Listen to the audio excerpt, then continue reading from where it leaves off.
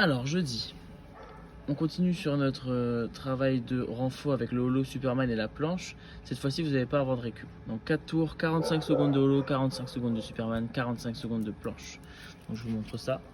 Pour les scales, ceux qui galèrent pour tenir les 45 secondes sans pause, vous pouvez faire 30 secondes d'effort, 15 secondes de récup et enchaîner.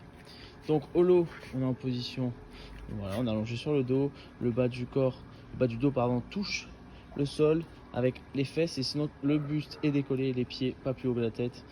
Voilà, vous pouvez garder les bras devant et rester dans la position. Pour ceux qui sont un peu plus en difficulté, vous pouvez ramener les genoux et vraiment essayer de vous mettre en position boule. Parfait. Deuxième mouvement Superman, donc la même chose sur le ventre. On va se grandir le plus possible. On tend les bras loin devant, les pieds loin derrière, on serre les fesses. Et on finit sur la planche, sur les coudes, 45 secondes. Donc 45 secondes par mouvement, 4 tours sans s'arrêter.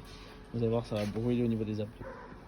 Ensuite, on va continuer sur un travail d'abdos et de renforcement entre 17 minutes et 20 minutes. Chez vous, nous à la boxe, ça sera 20 minutes. Donc 30 reverse crunch, 30 dumbbell curl plus press, 30 sit-up et défendre sur place, pareil, 30 par répétition.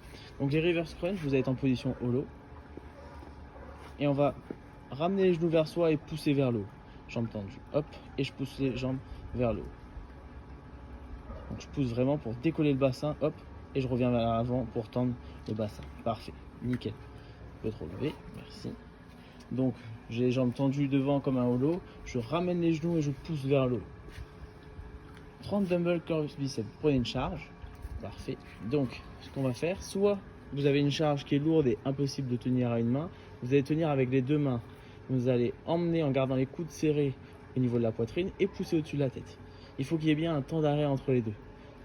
Voilà. Si vous avez une haltère, kettlebell ou quelque chose que vous pouvez tenir à une main, on va faire 10 d'un côté, 10 de l'autre.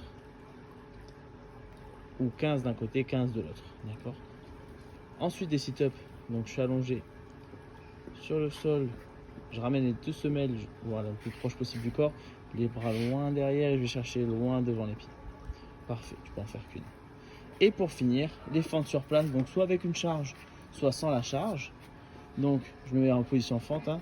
Je rappelle la position, le genou est dans le même alignement que le bassin, les épaules, la jambe arrière. Et là on va descendre et remonter, hop, 30 répétitions. Donc vous voyez le genou avant ne dépasse pas la pointe de pied. Parfait, 30 d'un côté, 30 de l'autre. L'objectif c'est de faire ce hammer à plat le plus de tours que possible sans aller vite en le faisant bien. Si vous avez besoin de récupérer 30 à 45 secondes après un tour complet, vous pouvez.